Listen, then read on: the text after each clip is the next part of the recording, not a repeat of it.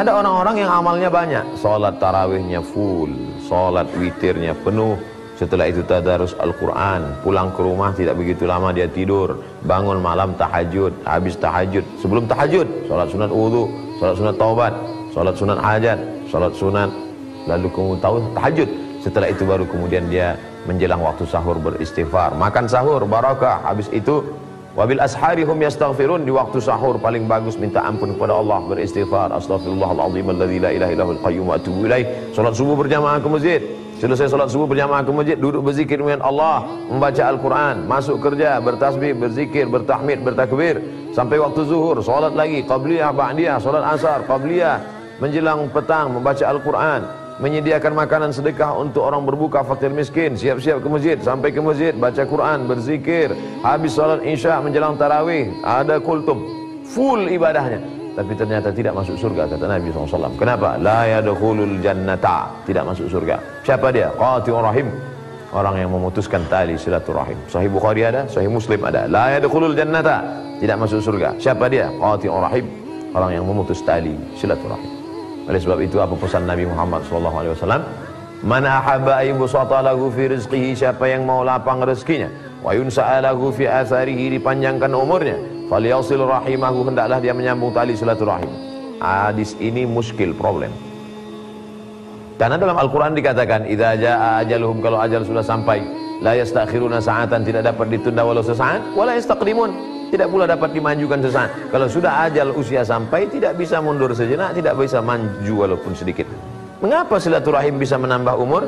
Dibahas oleh Syekh Muhammad Mutawalli Asy-Sya'rawi, ulama besar Al-Azhar, Syekhul Mufassirin, gurunya para ahli tafsir.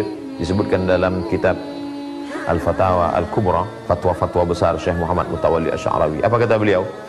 Ada dua makna. Yang pertama, memang Allah bisa merubah umur orang. Semua tertulis di Lauhul Mahfuz, lauh papan mahfuz yang terpelihara, terjaga. Yamhullahu ma yasha, Allah Maha Kuasa untuk menghapus, wa yutsbit, Allah Maha Kuasa untuk membiarkan tulisan takdir. Wa indahu ummul kitab, karena yang punya kitab Lauhul Mahfuz, catatan umur rezeki, adalah Allah Subhanahu wa taala. Tapi ada makna yang kedua.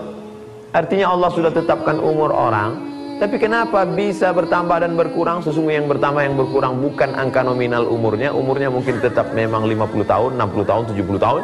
Yang bertambah adalah barokahnya. Kenapa? Kenapa orang yang bersilaturahim itu bertambah barokahnya? Angkanya sama, botol yang sama, isinya 500 ml, 600 ml, tapi yang satu kosong, yang satu berisi. Umur sama-sama, 63 tahun. Tapi berisi dan berkualitas, itulah yang diinginkan. Makanya yang selalu dimintakan ada barakah. Wassalamualaikum warahmatullahi wabarakatuh, berkah. Sebelum makan yang dimintakan barakah, Allahumma barik lana. Anak yang baru lahir dimintakan barakah, barakallahu laka fil mauhub. Orang yang baru menikah dimintakan barakah, barakallahu lakum wa baraka alaikum wa ja'ala bainakum fi khair. Minta keberkahan. Maka dengan bersilaturahim bertambah berkah. Ma min muslimaini, ada dua orang muslim, yaltaqiyani, berjumpa, wa yatasafahani, berjabat tangan, illa ghufira lahuma, Allah ampunkan dosa mereka berdua, malam yatafarraqa, sebelum mereka berpisah. Orang yang bersaudara di dunia, maka di akhirat nanti dicari Allah Subhanahu wa taala. Apa kata Allah? Ainal mutahabbuna bi jalali. Mana orang-orang yang dulu berkasih sayang karena aku, bukan berkasih sayang karena harta, bukan berkasih sayang karena kuasa, bukan berkasih sayang karena kepentingan dunia. Ainal mutahabbuna bi jalali. Mana orang yang dulu berkasih sayang karena aku, adhilluhum tahta dhilli. Aku akan berikan mereka naungan di bawah singgasana arasku pada saat panas terik padang mahsyar. Ada orang yang mendapatkan naungan khusus. Siapa dia? Orang-orang yang bersaudara karena Allah. Maka sambung tali silaturahim. Di hari baik, bulan mulia, selama ini belum melihat momen. Saya sebenarnya marah, sebenarnya emosi. Kapan momen terbaik? Kita sudah bersih, minta ampun tiap malam, petang, pagi, siang dan malam. Minta supaya dihapuskan dosa-dosa kepada Allah, tapi dosa kepada manusia tak dapat kita menangis di pintu Ka'bah, ya Allah ampunkan dosaku kepada kawanku, saudaraku, tetanggaku, temanku. Tidak bisa. Satu-satunya cara adalah dengan sambung silaturahim. Sambung silaturahim. Semoga bermanfaat. Terima kasih. Assalamualaikum warahmatullahi wabarakatuh.